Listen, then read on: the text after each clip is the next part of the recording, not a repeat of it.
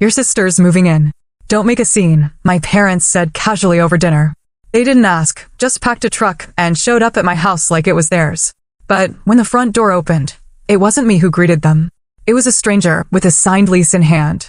And suddenly, my parents realized they no longer had control. It started with a bomb dropped over apple pie. A family dinner turned into a battlefield where my parents declared war on my independence. They just told me my entitled sister, Brooke, was moving into my sanctuary, my Seattle apartment, the one I'd fought tooth and nail for. No questions, just a command. But when that moving truck showed up, their faces, absolutely priceless. My hard-won sanctuary. See, I'm Mackenzie, 29, and for 3 years, this apartment in Capitol Hill has been more than just a place to live. It's my victory trophy. It's my escape from my controlling parents and my sister, Brooke, who always seemed to get everything handed to her. I've poured my soul into this space, making it truly mine with secondhand finds, thriving plants, and art that speaks to me. For years, I scraped by. Ramen for dinner? More nights than I care to admit. I crashed on my best friend Grace's couch when things got really tight. Breaking into graphic design meant low-paying gigs and clients who thought exposure paid the bills. So every rent check I write now feels like a big middle finger to everyone who said my artsy career wouldn't amount to anything. My circle is small but mighty. Grace, my ride-or-die since college, is an elementary school teacher with endless energy and absolutely zero filter. We have weekly wine nights where we dissect everything from dating disasters to workplace politics. My coworker Justin and his boyfriend, Ethan, often join us. These are the people who know the real me, who've seen me at my worst and still choose to stick around. The favorite child and my parents' enablers. Then there's Brooke, my 32-year-old sister, who still acts like she's in college. Growing up, she was the undisputed favorite. My dance recitals were often missed because Brooke had a cold or needed help with homework. My 10th birthday party was canceled because Brooke, then 13, got detention, while her 13th birthday featured a professional DJ and catering. This pattern continued into adulthood. Brooke has never held a job longer than 8 months. Her resume reads like a tour of the city's retail and restaurant scene, always quitting because a manager had it out for her or the environment was toxic. Yet somehow, she always has the latest iPhone and designer clothes. Her relationship history is just as chaotic. Her latest boyfriend, Troy, lasted almost a year, a record for Brooke. She called me crying when they broke up, claiming he was controlling because he suggested they create a budget. The real issue? Our parents enable all of it. When Brooke needs money for rent, they transfer it without question. When she gets fired, it's always the employer's fault. My parents, Richard and Karen, raised us in a comfortable suburban home. They're stable, ironically, through careful financial planning.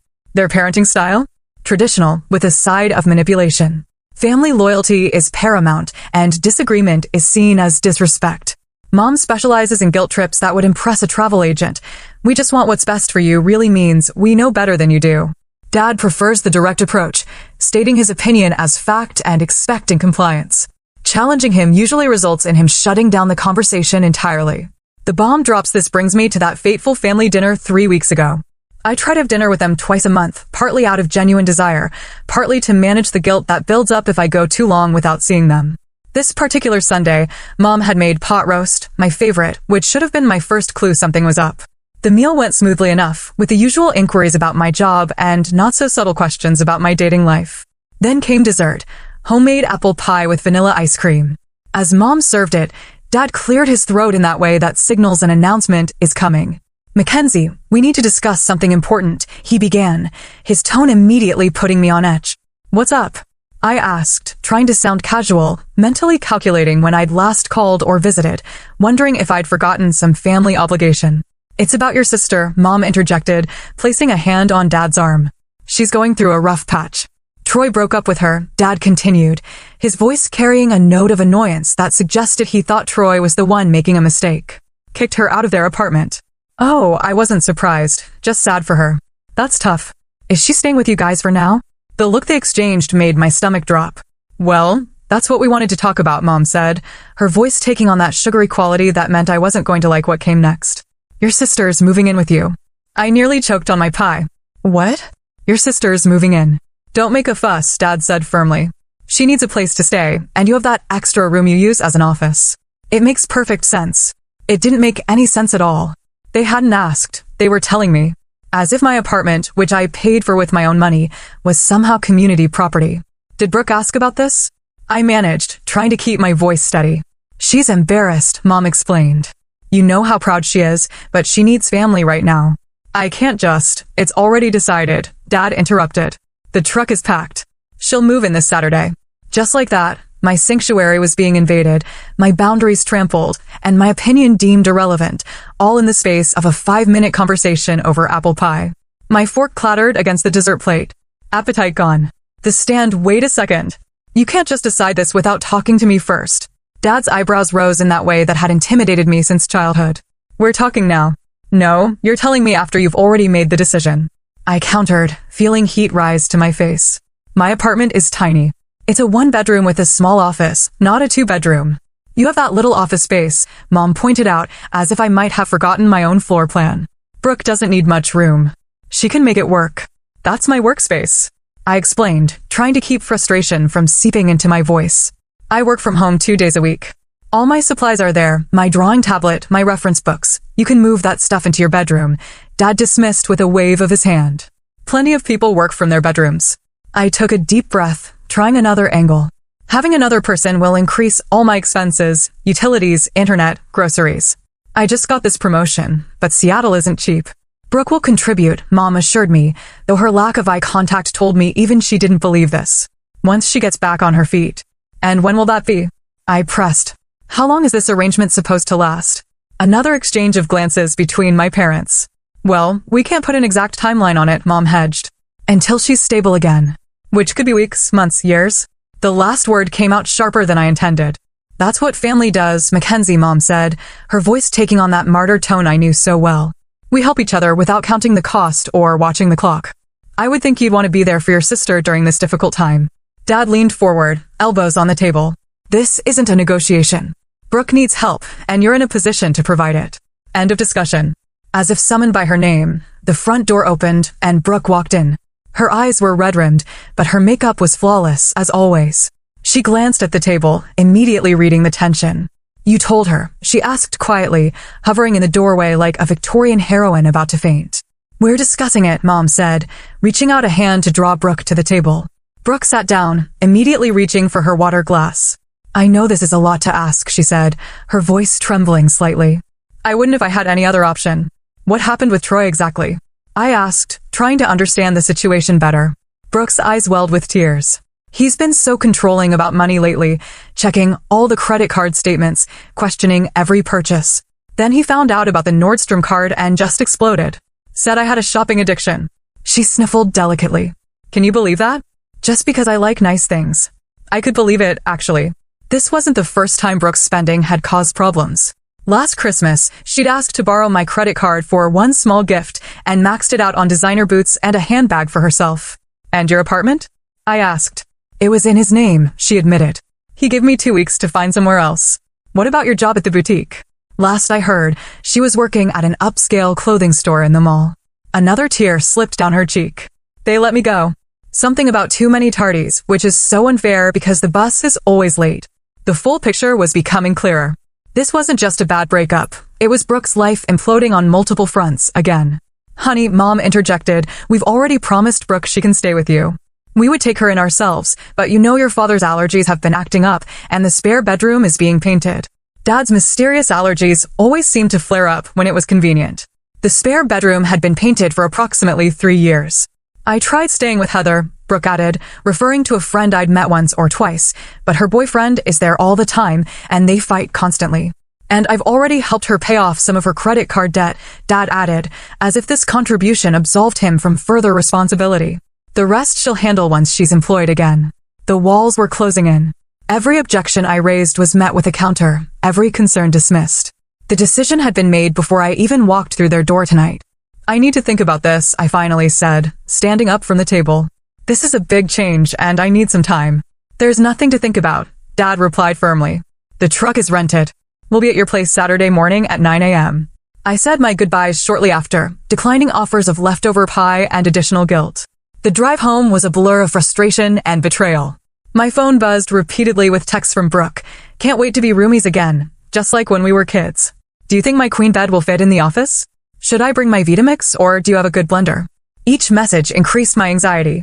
Memories of sharing a room with Brooke as teenagers flooded back. My journals read, clothes borrowed without asking and returned stained, friends monopolized.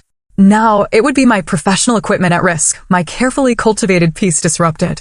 A lifeline in a coffee cup instead of going straight home, I pulled into the parking lot of Analog Coffee, a local spot I frequented.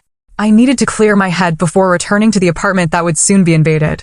The familiar scent of espresso and the low hum of conversation helped ground me as I ordered a latte. Mackenzie, is that you? I turned to see Grace sitting by the window, grading papers. The universe was throwing me a lifeline. Hey, I said, sliding into the chair across from her. Mind if I join you? Please do. These essays on my summer vacation are melting my brain. She pushed the stack aside. You look like someone killed your cat. What's going on? And so I told her everything, the words tumbling out in a rush of frustration and panic. Grace listened, her expression shifting from surprise to outrage on my behalf. They can't just decide this for you, she said when I finished. It's your apartment, your name on the lease. You know my parents. Once they've made up their minds, then unmake it for them, Grace said firmly. Tell them no. I've tried saying no to my family. It never works. I stirred my latte absently. Either they wear me down or I give in to avoid the conflict. And now they've already promised Brooke. Grace was quiet for a moment, tapping her pen against her mug. Then her eyes lit up in that way that usually preceded either a brilliant idea or a terrible one. What if, she said slowly, the office wasn't available? What do you mean? I can't remodel in 5 days. No, but what if someone else was already using it? She leaned forward. My cousin Tyler just moved to Seattle for a job at Amazon. He's staying in an Airbnb while apartment hunting. What if he became your temporary roommate? I blinked at her. You want me to move a stranger into my apartment to prevent my sister from moving in? Not a total stranger. He's my cousin. I've known him his whole life. She pulled out her phone and showed me a photo of a guy about our age with dark hair and glasses. He's quiet, clean, works long hours, and is desperate for a more affordable place to stay while he looks for something permanent. It was a crazy idea, completely inappropriate, potentially disastrous. Tell me more, I said. The unexpected roommate Grace's coffee shop suggestions snowballed faster than I could have imagined. By the next evening, I was sitting across from Tyler at a Thai restaurant near my apartment, conducting what felt like the world's most rushed roommate interview. I really appreciate you considering this, Tyler said, pushing his glasses up slightly. The Airbnb prices here are insane, and everything happened so fast with the job offer that I didn't have time to secure housing first. Tyler was tall and lanky, with a quiet voice that matched Grace's description of him. He worked as a software developer and had just started at Amazon after relocating from Chicago. Unlike the image of the typical tech bro, he seemed thoughtful and a bit reserved. Grace speaks very highly of you, I said, picking at my pad thai. But I should be upfront. This would be a temporary arrangement. The office is small, and while there's a futon that folds out to a full bed, it's not exactly spacious. That's more than fine, he assured me. I'm planning to find my own place within a couple of months anyway. I just need time to get to know the neighborhoods and save up for the ridiculous deposits around here. We discussed practical matters, rent. He offered more than I expected, utilities, kitchen, privileges, bathroom scheduling. The more we talked, the more reasonable the idea seemed. Tyler worked long hours and mentioned he often stayed late at the office. He wasn't much of a cook, but was scrupulous about cleaning up after himself. He didn't party, had no pets, and his main hobby was reading science fiction novels. I should also mention, I said, lowering my voice slightly, the real reason I need a roommate quickly is complicated. My sister was supposed to move in this weekend. My parents decided this without asking me, and I'm trying to prevent that from happening. Instead of the judgment I half expected, Tyler nodded understandingly. Grace mentioned something about family pressure. I get it. My mom still tries to plan my life from 1,000 miles away. You don't think it's terrible of me to block my sister? He considered this before answering. I think it's your apartment and your life. Sometimes family doesn't understand boundaries. By the end of dinner, I had a new temporary roommate. Tyler came by the next evening to see the apartment, and by Wednesday, just 3 days after that fateful family dinner, he had moved in his essentials, clothes, laptop, books, and not much else. The office transformation happened quickly. I consolidated my work materials, moving my drawing tablet and most important supplies to a corner of my bedroom. It wasn't ideal, but it was workable for the short term.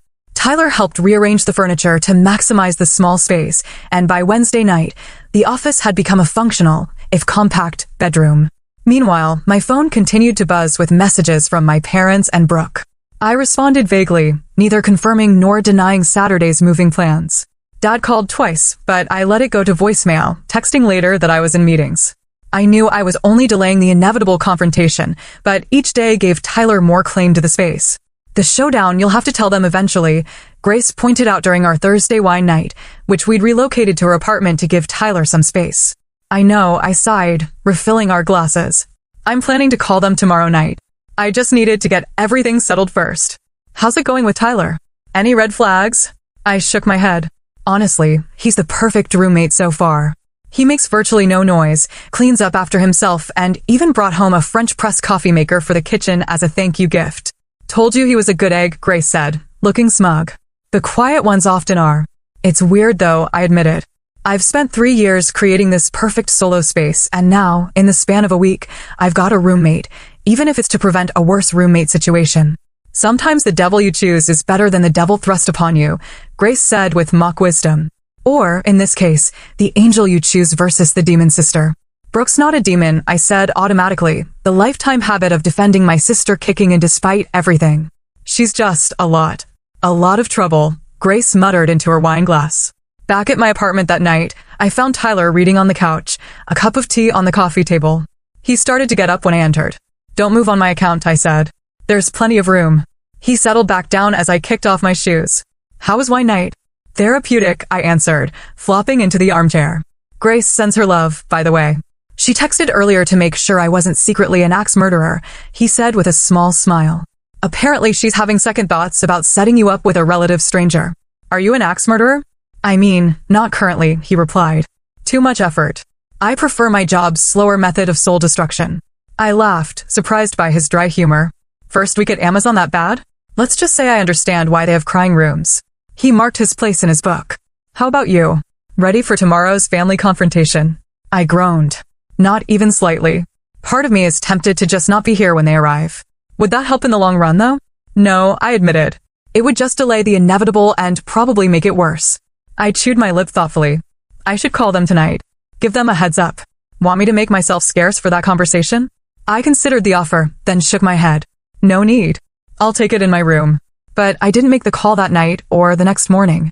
Each time I picked up my phone, I found a reason to put it down again. I told myself I was waiting for the right moment, but in truth, I was avoiding conflict, just as I always had. Friday evening arrived with still no direct communication about the changed situation. Tyler and I were sharing a pizza and watching a documentary when my phone buzzed with a text from my mother. Don't forget we'll be there at 9 a.m. tomorrow with Brooke's things. Please make sure the office is cleared out. Love you. I stared at the message, anxiety churning in my stomach. Tyler glanced over, raising an eyebrow. They're still coming tomorrow, I said, showing him the text. I never told them. What are you going to do? I took a deep breath. I guess I'll be having an unexpected family reunion in the morning. Do you want me to be out for that? Tyler asked. I can make myself scarce for a few hours. I considered this, then made a decision that would change everything. Actually, if you don't mind, I'd like you to be here. I straightened my shoulders. In fact, I think you should answer the door. The Priceless Faces Saturday morning arrived with gray skies and a steady drizzle, typical Seattle weather that matched my mood perfectly. I'd barely slept, rehearsing conversations in my head and imagining worst-case scenarios. Tyler and I were having coffee at the kitchen counter, an island of calm before the storm. You sure about this? He asked, glancing at the clock. It was 8:45 a.m. No, I admitted, clutching my mug like a lifeline. But I'm out of options and time. We could still call them, he suggested. Give them a heads up. I shook my head. They'd just try to talk me out of it, or worse, show up anyway and demand that you leave immediately. At least this way, they'll be too shocked to have a prepared response. Tyler nodded, adjusting his glasses. For what it's worth, I think you're doing the right thing. Standing up for yourself isn't wrong, even if it feels uncomfortable. The doorbell rang at 8:52 a.m., earlier than expected. My heart jumped to my throat. They're early, I whispered unnecessarily, panic rising. Through the window, I could see my parents' silver SUV double-parked in front of the building. Behind it was a small rental truck that presumably contained Brooke's possessions. Tyler set down his coffee. I can still stay in the room if you'd rather handle this yourself.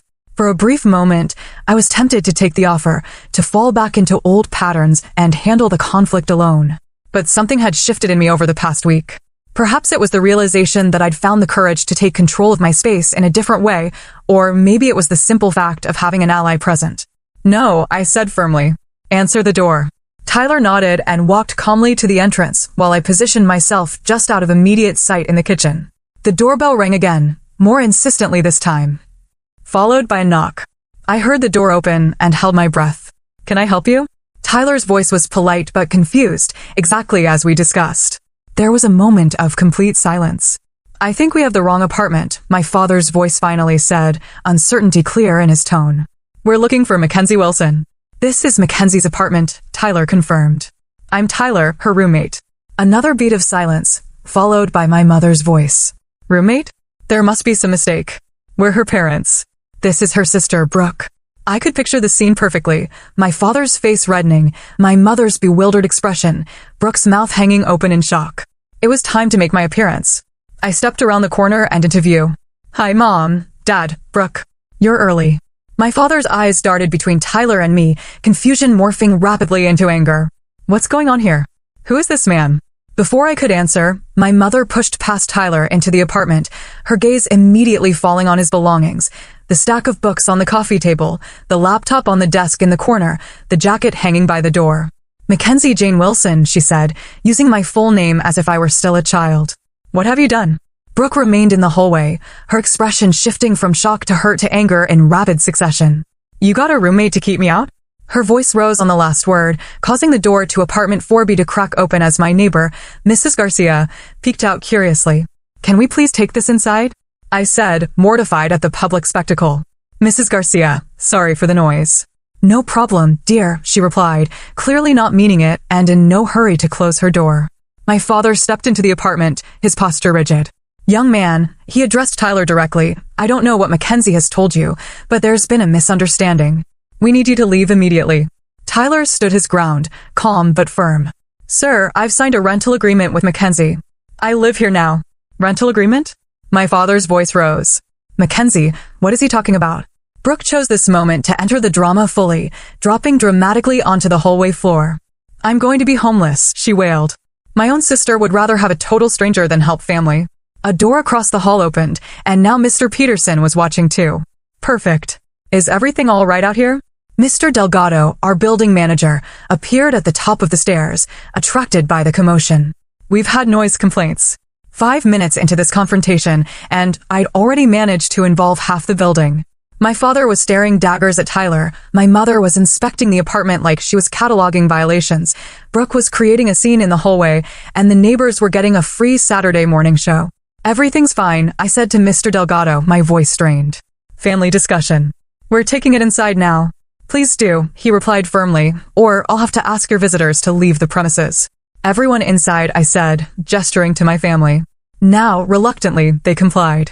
Tyler closed the door, mercifully shutting out the curious neighbors. The small apartment suddenly felt even smaller with 5 people inside it. "Sit down," I said, pointing to the couch and armchair. "Please." My parents took the couch while Brooke, after a dramatic sniffle, perched on the arm of the couch as far from them as possible. Tyler moved to stand by the kitchen counter, giving us space while remaining present. The moment of truth had arrived. I took a deep breath, unclenching my fists at my sides. The apartment fell silent as everyone waited for an explanation, the only sound the faint ticking of the wall clock and Brooke's occasional theatrical sniffles. "The reckoning, I need everyone to listen to me," I began, my voice steadier than I expected. "Really listen, without interrupting." Dad opened his mouth, but Mom placed a hand on his arm, silencing him. I took that as permission to continue. For as long as I can remember, what I want, what I need, has always come second in this family. The words felt dangerous, like stepping onto thin ice, but I pressed on. When we were kids, Brooke's dance recitals were family events with flowers and dinner celebrations. Mine were attended if it was convenient. My 10th birthday was canceled because Brooke got detention, but her 13th had professional catering and a DJ. "That's not fair," Mom started, but I held up my hand. "Please let me finish." She pressed her lips together, clearly unhappy but complying. This pattern never stopped. In college, when I needed help with tuition, I was told to take out loans because you were helping Brooke with her maxed out credit cards. When I graduated and was living on ramen to make rent, you were paying Brooke's security deposit on her 3rd apartment in 2 years. I turned to look directly at my sister. "Brooke, I love you. You're my sister. But this isn't about not wanting to help you. This is about the fact that, once again, Mom and Dad decided what would happen with my life, in my home, without even asking me. Brooke's expression was hard to read, part hurt, part defiance, but also something else, something that looked almost like understanding. I have worked incredibly hard for this apartment, I continued. I saved for months for the security deposit. I painted it myself. I bought furniture piece by piece when I could afford it. This is the first place that has ever been truly mine, and I have the right to decide who lives here. I gestured toward Tyler, who was standing quietly by the counter. This is Tyler. He's Grace's cousin and my new roommate. He moved in 3 days ago. You did this deliberately, Dad said, his voice low with anger, to shut out your sister. Yes, I admitted, refusing to sugarcoat it. I did. Because for once, I decided to prioritize what I needed instead of what everyone else wanted from me. So you'd rather have a stranger in your home than your own sister? Mom asked, her voice thick with disappointment. He's not, I began, but Tyler stepped forward slightly. If I may, he said politely. I understand this is a family matter, and I'm an outsider here. But Mackenzie and I have a legal roommate agreement. I've paid rent and moved my belongings in. I'm happy to give you privacy to discuss this further, but I wanted to make the situation clear. Dad turned his glare on Tyler. And who exactly are you? Where did you come from? How do we know you're not taking advantage of our daughter? Dad, I exclaimed, mortified. It's a fair question, Tyler replied calmly. I'm Tyler Ramirez. I recently moved to Seattle from Chicago for a software development position at Amazon. I'm Grace's cousin, you can call her to verify that. I needed temporary housing while I searched for an apartment, and Mackenzie needed a roommate. It was mutually beneficial. Mutually beneficial? Dad repeated sarcastically. While your own sister is left without a place to live. That's cold, Mackenzie. I didn't raise you to be so selfish. The word selfish hit me like a slap. How many times had I heard that when I tried to set even the smallest boundary? When I couldn't babysit Brooke's goldfish because I had a final exam. When I couldn't lend Mom my car because I needed it for work. When I couldn't co-sign Brooke's lease. Because my own credit was still recovering from student loans? It's not selfish to have boundaries, I said quietly. It's not selfish to expect to be asked rather than told. It's not selfish to want some control over my own living space. We're family, Mom said, as if those two words trumped all other considerations. Family helps family. I would have helped, I replied, if you had asked. If you had respected me enough to have a conversation instead of an announcement. If there had been any consideration of what this would mean for my life and work. An uncomfortable silence fell over the room. Tyler shifted slightly, then spoke again. I think I'll step out for a bit. Give you all some privacy to talk. He looked at me. Text me when you'd like me to come back. I nodded gratefully, and he slipped out the door, leaving me alone with my family. The apartment felt both emptier and more pressurized without his calming presence. A glimmer of hope as soon as the door closed, Brooke stood up. Well, this is just perfect, she said, tears welling in her eyes. My little sister hates me so much she'd rather live with a total stranger. I don't hate you, Brooke, I sighed, suddenly exhausted. This isn't about you, not really. It sure feels like it's about me, she shot back. Where am I supposed to go now? The truck is rented, all my stuff is packed. You could stay with Mom and Dad, I suggested. Dad's allergies seem to come and go conveniently. Dad's face reddened. Now wait just a minute. No, she's right. Brooke interrupted, surprising all of us. She turned to our parents. Why exactly can't I stay with you? The spare room has been being painted for what, 3 years now? Mom looked flustered. Well, it's your father's allergies have been particularly bad lately, and that's bullshit, Brooke said flatly. Brooke. Mom gasped. Language. No, I want to know, she pressed, suddenly animated in a way I hadn't seen before. Why push me onto Mackenzie? Why not help me yourselves? Dad and Mom exchanged uncomfortable glances. We thought, Dad began, then stopped. You need to learn independence, Brooke. You're 32 years old. You can't keep bouncing from crisis to crisis expecting others to catch you. I blinked in surprise.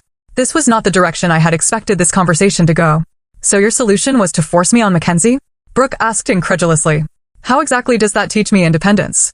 We thought, Mom tried again, you and your sister could support each other. She's always been so responsible, and you could help with rent. The truth dawned on me slowly, then all at once. You weren't trying to help Brooke by sending her to me, I said quietly. You were trying to help yourselves. You're tired of bailing her out, but you feel too guilty to cut her off completely, so you thought you'd make her my responsibility instead. The silence that followed confirmed my suspicion. For the first time, I saw my parents not as the all-powerful authorities of my childhood, but as flawed, tired people who had run out of solutions. Brooke laughed, a short, bitter sound. Wow. So nobody actually wanted me. That's just great. She turned away, wiping at her eyes, and I felt a surge of sympathy despite everything. For all her drama and self-centeredness, this had to hurt. I'm going to wait in the car, she said, voice thick with tears. Figure out what you're doing with my stuff. She walked out, closing the door with surprising gentleness behind her. The three of us remaining sat in uncomfortable silence for a long moment. We were trying to do what's best for everyone, Mom finally said, her voice small. By making decisions for everyone without consulting them? I replied, that's not doing what's best, that's doing what's easiest. Dad sighed heavily, suddenly looking older than his 58 years. We've supported Brooke through 3 evictions, 5 job losses, and more relationship drama than a soap opera. We're exhausted, Mackenzie. We thought maybe if she had your influence, so you volunteered me for the job without asking. I finished for him. Because it's easier to steamroll me than to set boundaries with Brooke. Neither of them denied it. I'm not going to be your solution, I said firmly. I love you both, and I love Brooke, but I won't set myself on fire to keep everyone else warm. Not anymore. Dad stood up abruptly. We should go. Figure out what to do with the truck and Brooke's things. Mom followed his lead, gathering her purse. This isn't like you, Mackenzie. The daughter I raised would never let her sister struggle. The guilt trip was so predictable I almost laughed. The daughter you raised is standing right here, Mom. I'm just finally speaking up for myself. They left with minimal goodbyes, the atmosphere thick with disappointment and unresolved tension. As the door closed behind them, I sank onto the couch, emotionally drained, but also experiencing a strange, light feeling I eventually recognized as relief. The confrontation I'd feared for so long had happened, and I was still standing. The apartment was still mine, and for perhaps the first time in my adult life, I had set a boundary with my family and held it despite the guilt and pressure. An unexpected connection. I was about to text Tyler when there was a soft knock at the door. Thinking he might have forgotten his key, I opened it without checking the peephole. Brooke stood there, alone, eyes red but dry. Can we talk? She asked quietly. Just us. I hesitated for just a moment before stepping aside to let Brooke in. She entered cautiously, as if she were now a guest rather than the entitled sister who had expected to move in without invitation. Mom and Dad left? I asked, closing the door. She nodded. They're sitting in the car, probably plotting their next move. A ghost of a smile crossed her face. Dad's doing that thing where he taps the steering wheel and mutters to himself. I knew exactly what she meant, the familiar gesture our father made when his plans were derailed. Despite everything, I found myself smiling too. Do you want some coffee? I offered, moving toward the kitchen. Tyler bought a French press. Sure, she said, perching on the edge of the couch. He seems nice. Grace's cousin, you said? I busied myself with the coffee preparation, grateful for the distraction. Yeah, he just moved here from Chicago, works at Amazon. And you just happened to find a roommate the exact week I needed a place to stay. I paused, then decided honesty was the only path forward. I called Grace in a panic after dinner Sunday night. She suggested Tyler as an alternative to you moving in. Brooke nodded slowly, absorbing this. So you really didn't want me here that badly? I turned to face her. It wasn't about not wanting you, Brooke. It was about not wanting to be told what would happen in my own home. It was about years of feeling like my needs always come second. I poured the coffee and brought 2 mugs to the living room, settling into the armchair across from her. Tyler had texted that he was getting breakfast at the cafe down the street and would be back in an hour, giving us plenty of time to talk. Brooke wrapped her hands around the mug but didn't drink. You know what's weird?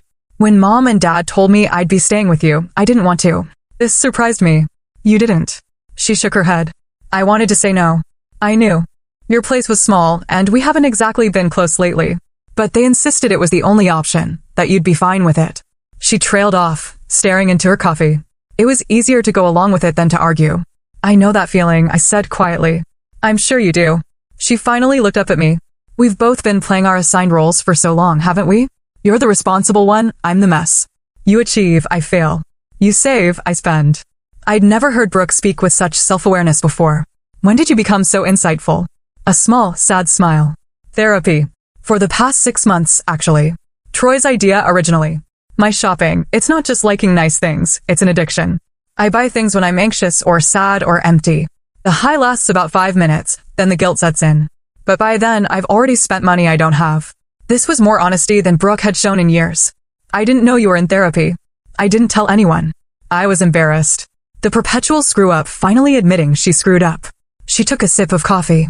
I was making progress too. Had a budget, was sticking to it, mostly. Then Troy found the Nordstrom card I'd hidden and realized I'd lied about stopping. He said he couldn't trust me anymore. I'm sorry, I said, and meant it. That must have been hard. It was. Is. She set down her mug. The truth is, Mackenzie, I'm jealous of you. I always have been.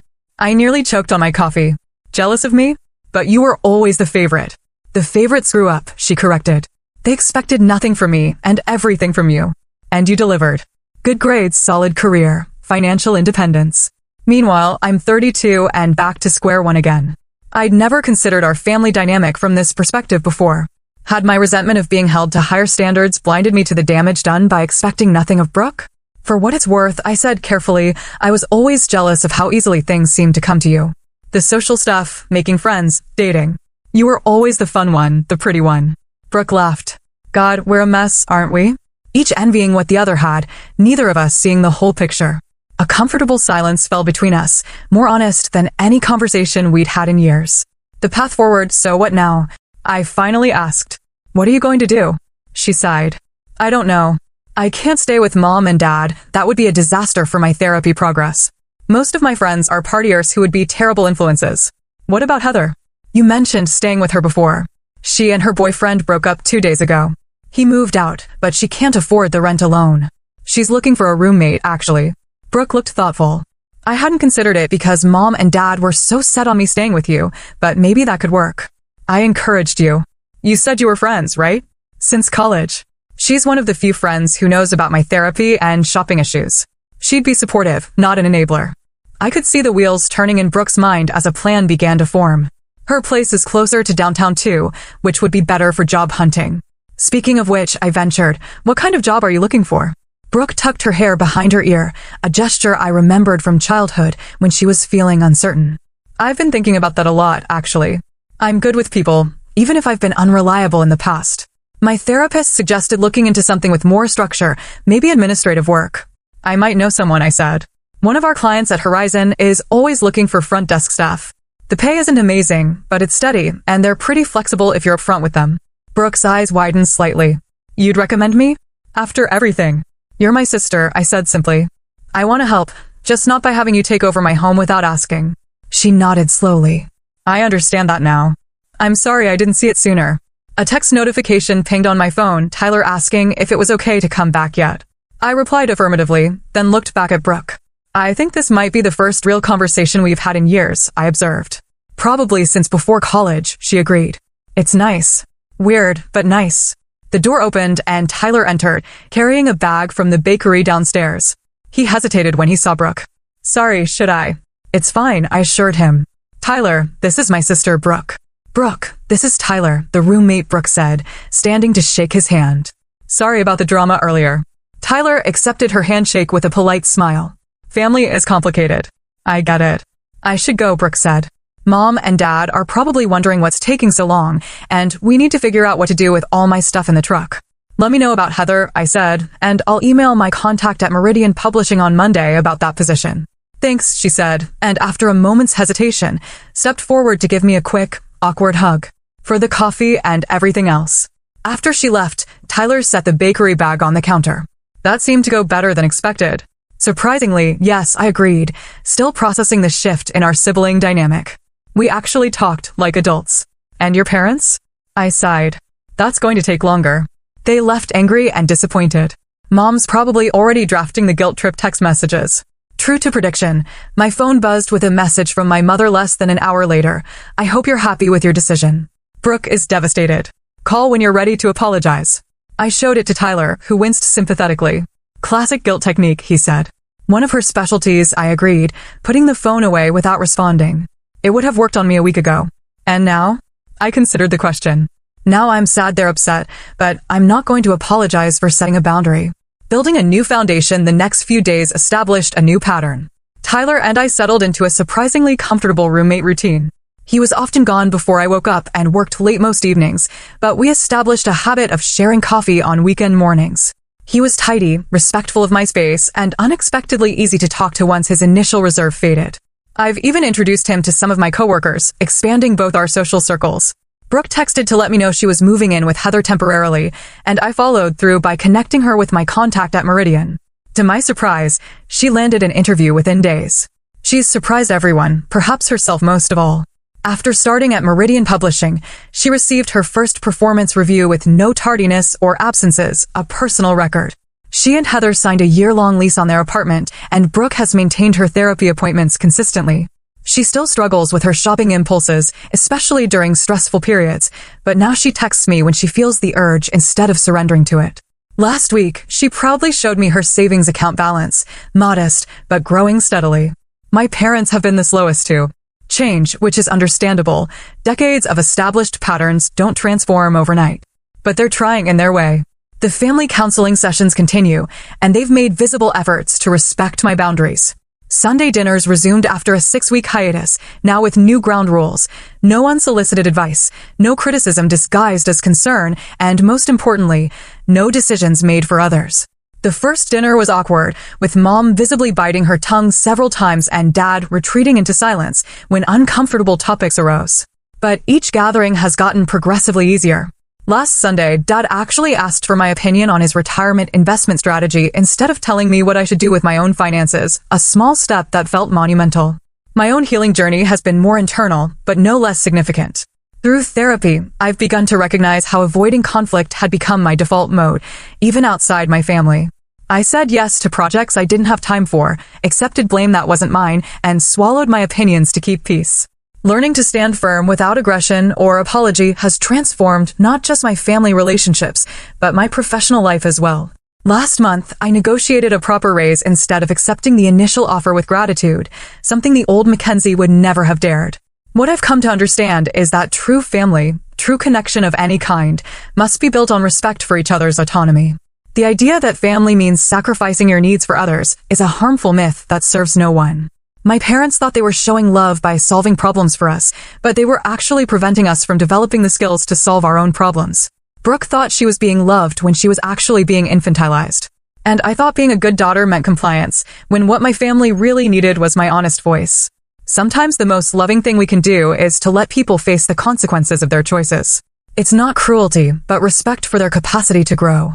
When I refused to let Brooke move in, it wasn't rejection, but an opportunity for her to find her own solution, which she did, one that has served her better than our parents' plan ever would have. The irony isn't lost on me that my parents' attempt to force their solution actually catalyzed positive change for everyone involved. Their unwelcome truck parked outside my building that rainy Saturday morning didn't deliver what they intended, but it delivered exactly what we all needed, a crisis that forced us to confront patterns too long ignored. I look around my apartment now, still my sanctuary, though differently configured with Tyler's books mingling with mine on the shelves, and feel a peace that comes not from avoiding conflict, but from surviving it. From standing in my truth and discovering that relationships that can't withstand honesty aren't relationships worth preserving in their current form. The journey continues, of course. Old habits resurface, especially in moments of stress. Mom still occasionally slips into guilt trip mode. Dad still struggles to express vulnerability. Brooke still has days when the shopping apps call her name. And I still sometimes find myself swallowing words I should speak. But now we recognize these patterns when they emerge, and that recognition alone is powerful. If you're facing similar struggles with family boundaries, know that standing firm isn't selfish. It's often the most loving choice you can make, both for yourself and for those who need to grow. Have you ever had to set a difficult boundary with family? How did it change your relationships? Share your experiences in the comments below, and don't forget to like and subscribe if this story resonated with you. Remember, sometimes the hardest conversations lead to the most healing outcomes, and the most uncomfortable growth leads to the most authentic connections. Thank you for witnessing my journey, and I wish you courage on your own path to healthy boundaries and genuine relationships.